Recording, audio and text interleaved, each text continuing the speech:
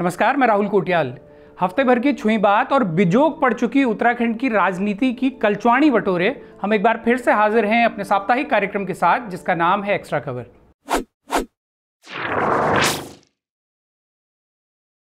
यूं तो आज के एक्स्ट्रा कवर में विस्तार से चर्चा होनी थी कि हमारे माननीयों ने गैरसैंण में हुए विधानसभा सत्र में क्या क्या फरकाया।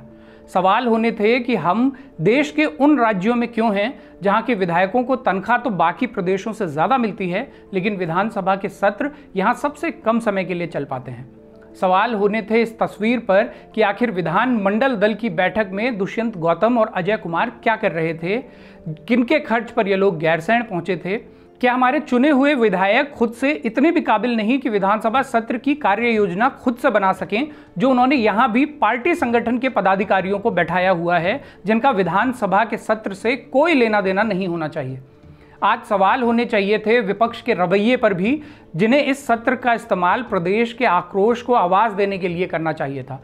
मजबूत तर्कों के साथ सदन में एक एक कर लोगों की पीड़ा रखनी चाहिए थी, ताकि सत्ता के नशे में झूम रहे मंत्रियों को झपोड़ा जा सकता। विपक्ष को लड़ना चाहिए था इस बात के लिए कि सत्र का समय बढ़ाया जाए और उन्हें बोलने का भरपूर मौका दिया जाए, लेकिन विपक्ष ने सिर्फ हल्ला मचाया, जिस हल्ले का भरपूर इस्तेमाल सरकार बहादुर ने कर लिया। इसी हल्ले के बीच सरकार ने अपने वो तमाम प्रस्ताव ध्वनिमत से पारित कर लिए जिन्हें सरकार पारित करना चाहती थी, और फिर इसी हल्ले को अपना एस्केप रूट बनाते हुए वो पूरी निर्लज्जता के साथ सिर्फ 1.5 दिन में मात्र 2.25 घंटे का सत्र चलाकर निकल आई और जाते जाते सदन न चल पाने का ठीकरा भी विपक्ष के सर पर फोड़ गई। आज के एक्स्ट्रा कवर में विस्तार से चर्चा होनी थी कि सदन में क्या क्या सवाल जवाब हो सके, किन जरूरी मुद्दों को सदन में जगह मिली और किन मुद्दों को इस बार भी कुल्हड़े लुका दिया गया। सवाल होने थे कि क्यों पहाड़ियों के जीवन को इतना सस्ता समझा जा रहा है कि पहाड़ की खतरनाक सड़कों पर आज भी 246 बसें ऐसी चलाई जा रही हैं जो अपनी उम्र पूरी कर चुकी हैं और जिनमें सफ़र करना अब खतरनाक हो चुका है। एक्स्ट्रा कवर में सवाल होने थे कि क्यों राष्ट्रीय खेलों में वॉलंटियर बने युवाओं को इतने महीनों बाद भी उनका मेहनताना नहीं दिया गया है। क्यों हमारे धामों में बद्रीनाथ से लेकर जागेश्वर तक मास्टर प्लान के नाम पर स्थानीय लोगों और हक हकूकधारियों के अधिकारों को तानाशाही तरीके से कुचला जा रहा है। क्यों एएसओ से लेकर तमाम अन्य पदों पर अब तक नियुक्तियां नहीं दी जा रही।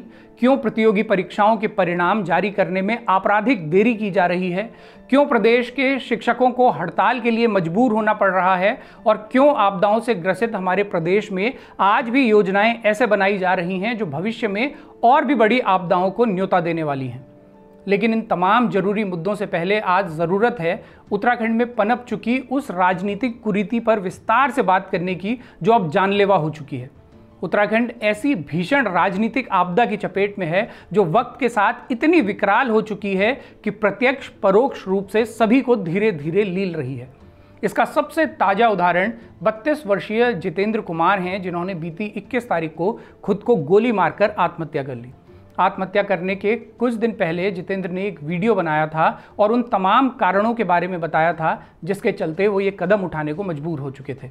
उनका ये वीडियो, जिसे उनका सुसाइड नोट भी कहा जा सकता है, इसे आप लोग ध्यान से सुनिए। दोस्तों, मैं आपको एक ही चीज़ बताना चाहूँगा कि भानीवाला क्षेत्र के जितने लड़के हैं, और मेरी तरह कोई भी लड़का है कि कोई हिमांशु चमोली के विश्वास में मत मर जाना। इस बंदे ने मेरी जिंदगी आज इस मोड़ पे ला लिया कि मुझे इसकी वजह से आत्महत्या करनी पड़ गई। और मैं आप लोगों को बता दूं कि मेरी मौत का जिम्मेदार सिर्फ और सिर्फ हिमांशु चमोली है। इस आदमी ने मेरे से 35 लाख रुपए खा लिए, जो कि सारा पैसा कैश ने खाया। मैं उठा के लाया मुकेश खंटवाल की डील और बाबा जी से। बाबा जी ने हंसराज बलोनी भाई को जो जमीन दिलाई थी, इस हिमांशु ने बोला था कि मैं उस जमीन का मैटर ओके करूंगा, ठीक है। और इसके भरोसे पे हमने जो पैसे उठाए लगातार वहां से, उन पैसों में इसने क्या करा मेरे साथ होशियारी, इसने वो पैसे वैसे नहीं हम मेरे से मांगे, इसने मेरे से पैसे मांगे न्यूज चैनल पोर्टल के नाम से। इसने मर्सिडीज ली, वो मर्सिडीज मैंने लेके दी से। ये एक ट्रांजेक्शन दिखा रहे उस मर्सिडीज की कि मैंने 1 रुपए दिया उसको, ठीक है। इसकी वाइफ का फोन, इसका फोन, इसके छोटे भाई का फोन, सारे फोन 1.5 से 2 लाख रुपए के, ठीक है। इसने मेरे से बड़े तरीके से वो फोन मांगे, वो फोन लिए, ठीक है।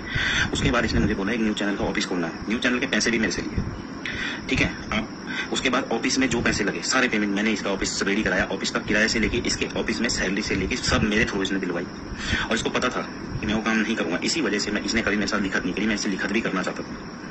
साथियों, मैं तो इस दुनिया को छोड़ के जा रहा हूँ, लेकिन इसका पूरी जिम्मेदारी सिर्फ और सिर्फ हिमांशु चमोली की रहेगी। और इसने मेरे को मुख्यमंत्री के ओएसडी के नाम से भी पैसे खाए, मेरे घर से पैसे लाया, मेरी मम्मी से पैसे लाए, लड़कों से पैसे लाए, केदारनाथ यात्रा में इसने मेरे 5 से 7 लाख रुपए खर्च करवाए। और मेरे को ये बोला गया था कि जीतू बेटा तेरा वो काम मैं करूंगा, जो जमीन के वो हिस्से होने मादरी में आप एग्रीमेंट करो। मैं आगे से 35 से 40 लाख रुपए ले चुका हूँ, जिसमें से 90% पैसा इसने खर्च करा। मुकेश खंतवाल से मैंने लिए 22 लाख रुपए, 35 लाख रुपए हंसराज बड़ोनी जी से लिए हैं। एग्रीमेंट इसने मेरा करवाया है और अपने आप इसने पीछा छुड़वाया। 57 लाख की अमाउंट में मैं गारंटेड, मेरे पास एक हिसाब है। आप ड्राइवर वाले से चाहे बर्तन स्टोर पे चले जाना, चाहे आप किसी को पूछना कि इसने महाकाल के कितने चक्कर मारे, मेरे को सब मिल जाएगा रिकॉर्ड। मैं तो रहा नहीं। और आज की डेट में जब इन लोगों का पैसा देना है, इनका काम करना है, तो ये अब बोल रहा है कि मेरी बस की नहीं। अभी भी साथ मैंने इससे बात करी तो अभी भी बोल रहा मैंने ऐसे तो कोई बात नहीं करी थी। अब साथ में क्या करूँ, हैरेसमेंट इतना कर दिया इन लोगों ने मेरे को। जिन लोगों ने मेरे पे अटैक भी करा उनसे भी ये मिला। अब इसकी उससे यारी दोस्ती, आज की डेट में मेरे पे लात मार के साइड हो गया, इतना खा के मेरा, और मैं सुसाइड कर रहा हूँ। और इसको कभी भी भगवान न करे उस महाकाल का तेरे को श्राप लगेगा हिमांशु चमोली, जब तूने मुझे इतना लूटा, इतना बर्बाद कर दिया, लास्ट टाइम पे तूने मुझे अकेला छोड़ दिया। मैं अब उस पैसे को रिकवर नहीं कर सकता जिसके लिए मुझे आत्महत्या करनी पड़ रही है। पहली नजर में मामला ऐसा नजर आ सकता है जैसे दो लोगों के बीच पैसों के लेन देन का मामला हो, जिससे तंग आकर जितेंद्र ने आत्महत्या कर ली। लेकिन इसे थोड़ा भी गौर से देखेंगे तो साफ साफ नजर आएगा कि इस मामले की कई परतें हैं और हर एक परत उत्तराखंड के राजनीतिक परिदृश्य का सबसे कुरूप चेहरा बेनकाब कर रही है। सबसे पहले तो यही समझिए कि जिस हिमांशु चमोली पर आरोप लगाते हुए जितेंद्र ने आत्महत्या की है वो आखिर है कौन। हिमांशु चमोली कोई चर्चित नेता नहीं है जिसका व्यापक जनाधार हो या जिसका नाम भी एक सीमित क्षेत्र से बाहर कभी राजनीति में चमकता रहा हो।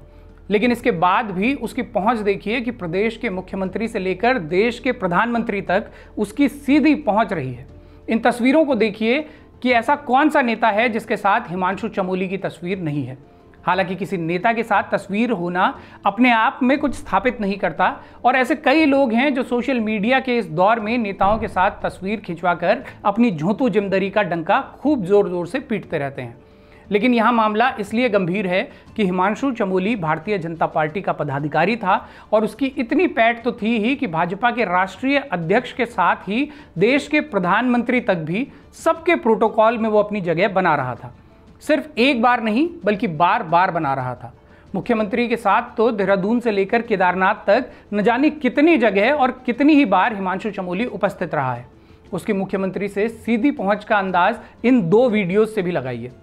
पहले वीडियो में हिमांशु एक मर्सिडीज चलाता हुआ जा रहा है जिसमें उसके साथ संभवतः कथावाचक इंद्रेश उपाध्याय बैठे हैं।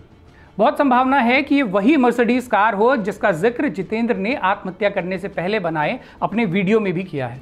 इस वीडियो को शेयर करते हुए करीब 2 महीने पहले हिमांशु ने खुद लिखा था, आदरणीय प्रदेश के युवा मुख्यमंत्री पुष्कर सिंह धामी जी से आज आदरणीय प्रदेश के युवा कथावाचक श्री इंद्रेश उपाध्याय जी महाराज द्वारा भेंट की गई। दोनों का व्यक्तित्व हिंदुत्व एवं धार्मिक है। इन्हीं चर्चाओं को लेकर प्रदेश एवं देश के युवाओं को अध्यात्म से जोड़ने के लिए विचार विमर्श कर सकारात्मक चर्चाएं की। इससे साफ है कि हिमांशु की पहुंच मुख्यमंत्री तक तो ऐसी ही थी ही कि वो इस तरह की मीटिंग्स का हिस्सा हुआ करता था। अब आप ये दूसरा वीडियो देखिए जो पिछले साल 23 अगस्त को उसने पोस्ट किया था। आ रखे थे सब, ग्राम प्रधान सब लोग इकट्ठे हो रखे थे, यहाँ बादल फट गया था ना, तो ये जरा आप 5 मिनट जरा सद्भाव में बोले थे।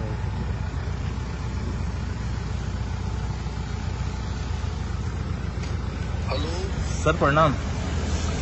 हाँ, अरे भाई हम लोग तो यहाँ सदन में हैं, बड़ा यार नुकसान हो गया वहाँ पर। मैं सबको बोलता हूँ, डीएम वगैरह को, सारे लोगों को। जी सर, है ना? जी करेंगे हम लोग जो है तुरंत आपदा के राहत के में जो भी होगा यहाँ से करा जाएगा सरकार की तरफ से। जी सर जी ठीक करेंगे। थोड़ा सभी लोगों को बताइएगा, मुख्यमंत्री जी से बात हुई थी करके। जी सर। इस वीडियो से ये भी साफ है कि हिमांशु चमोली की मुख्यमंत्री से सिर्फ मामूली जान पहचान या परिचय नहीं था, बल्कि उसके एक फोन पर मुख्यमंत्री उपलब्ध थे जो कई दर्जाधारियों और भाजपा के बड़े बड़े नेताओं के फोन पर भी नहीं होते।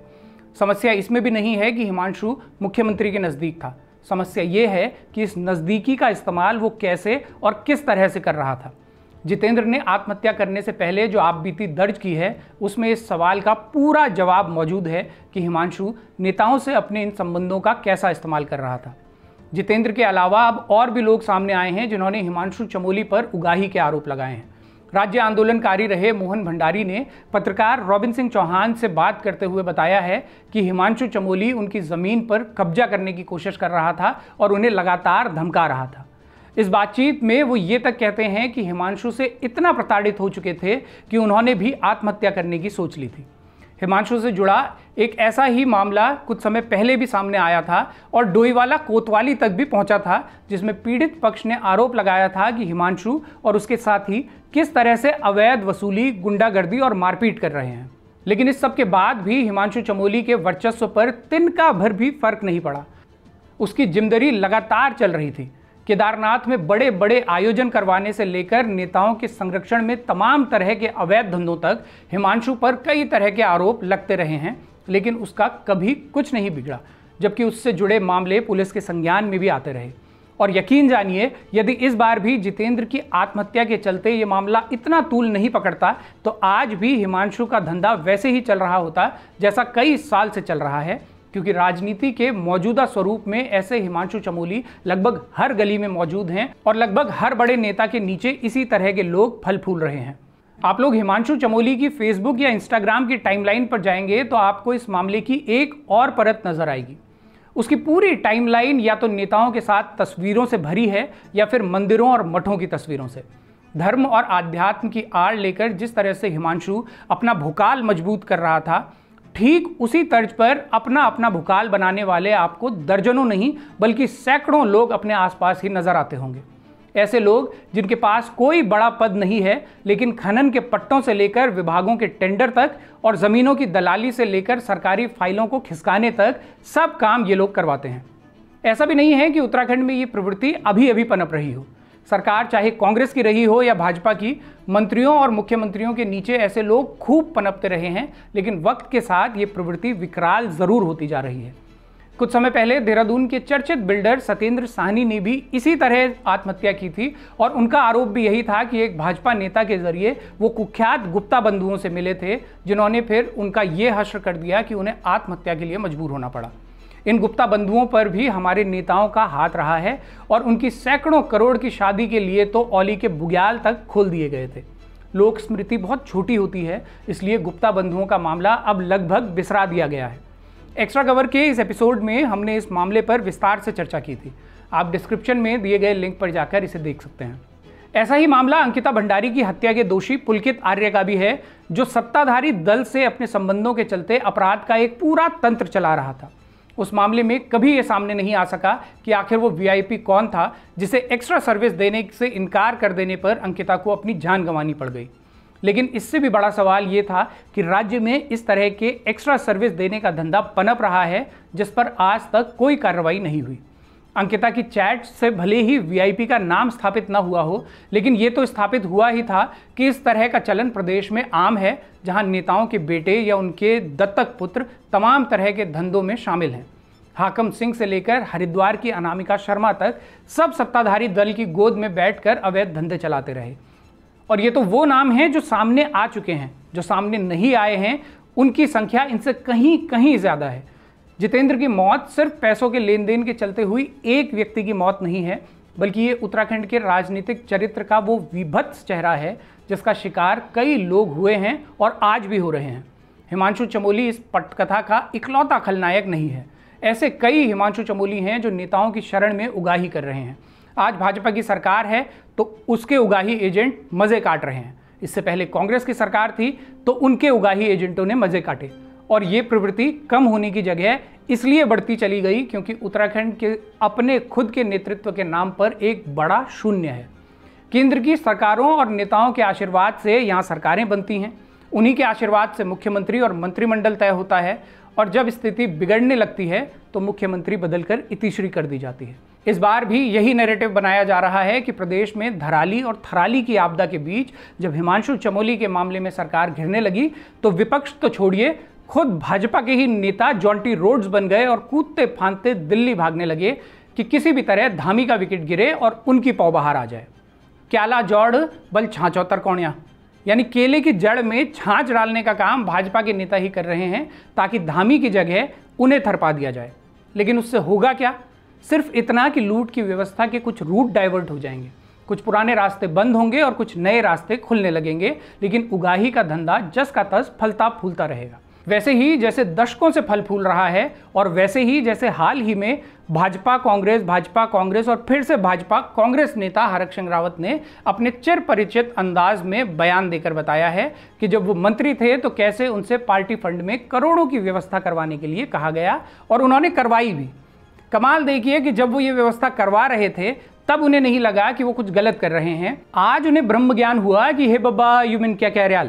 हरक सिंह रावत इतने क्यूट ज़रूर हैं कि अपने ऐसा करने की वजह वो साफ साफ बता देते हैं कि इन्होंने मुझे और सताया तो मैं और भी पोल खोल दूंगा बल इनकी। यानी शामिल तो मैं भी रहा ही था, लेकिन सबको बता दूंगा कि क्या क्या हुआ था। जनता भी उनकी क्यूटनेस पर बलिहारी जाती है और यही कारण है कि पिछले कुछ वर्षों को अगर छोड़ दिया जाए तो वो उत्तराखंड के सबसे सफल नेताओं में से एक हैं, जो लगातार कैबिनेट मंत्री का दर्जा लिए रहे, फिर चाहे सरकार किसी भी पार्टी की रही हो। बहरहाल बात चाहे हरक सिंह रावत के बयानों की हो या फिर बीते हफ्ते में हुए अन्य घटनाक्रमों की, अभी जिस तस्वीर को देखते हुए लग रहा है कि प्रदेश की राजनीति में बड़े बदलाव होने को हैं, उन बदलावों के नाम पर ज़्यादा से ज़्यादा क्या ही फर्केगा। ये कि मंत्रिमंडल का विस्तार हो जाएगा तो खाली पदों के हिसाब से 5 और लोगों को मंत्री बना दिया जाएगा, उन्हीं के भाग खुलेंगे और हद से हद मुख्यमंत्री बदलने की स्थिति बनी तो ठीक उसी तरह केंद्र के इशारे पर कोई अन्य व्यक्ति थरपा दिया जाएगा, जैसे पुष्कर सिंह धामी को थरपाया गया था।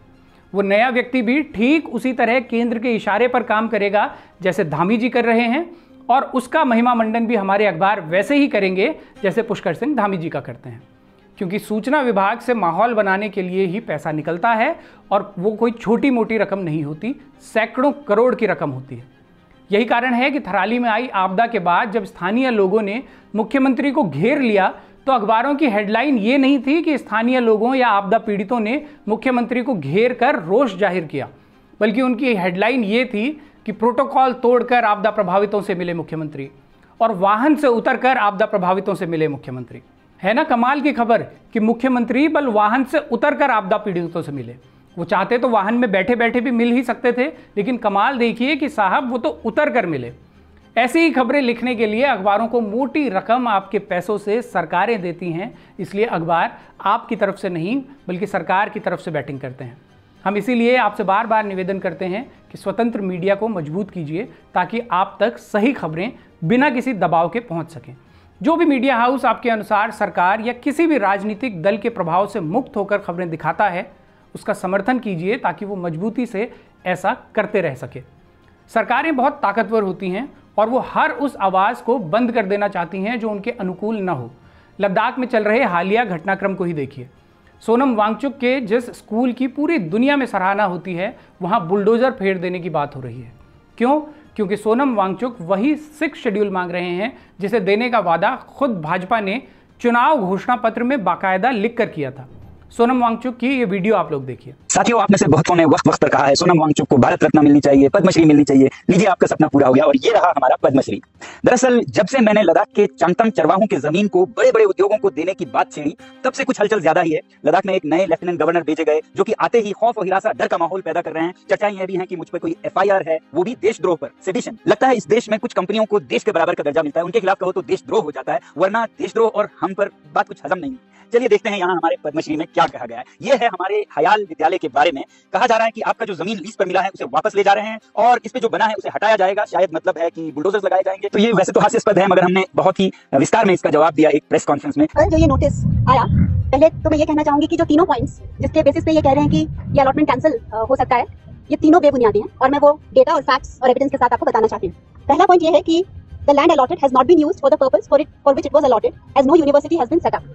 तो फर्स्ट ऑफ ऑल पिछले 5 सालों में 400 से ज्यादा बच्चों का कन्वोकेशन हो चुका है। 15 मार्च 2023 को हमने धर्मेंद्र प्रधान जी, जो यहाँ एजुकेशन मिनिस्टर हैं, सोनम और मैंने उनको मिला और उन्होंने बहुत प्राउडली ट्वीट भी किया हमारी मीटिंग के बारे में।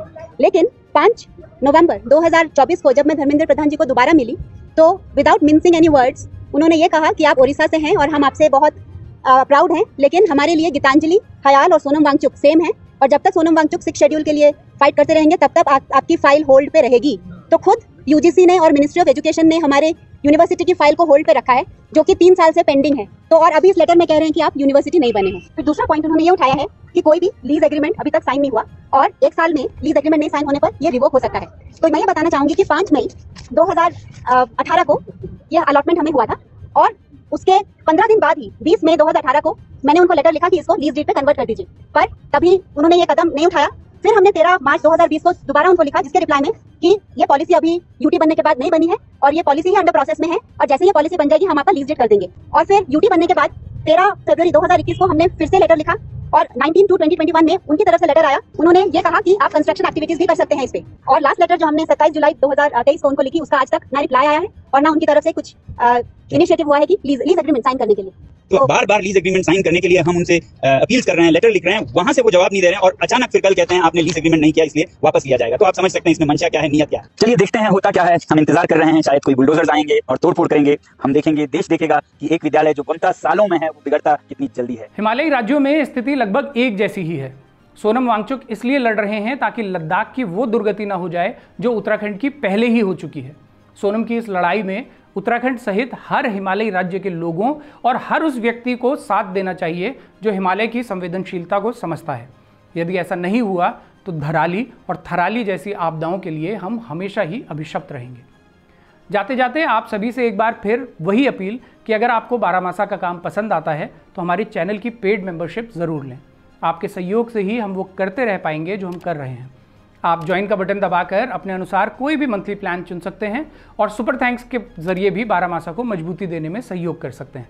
बाकी आपके पास भी अगर हमारे लिए कोई सुझाव या एक्स्ट्रा कवर से निकलती कोई खबर है तो इस मेल आईडी पर लिख भेजिए। अगले हफ्ते फिर से होगी मुलाकात। तब तक के लिए सिमनिया, पहलाग, नमस्कार।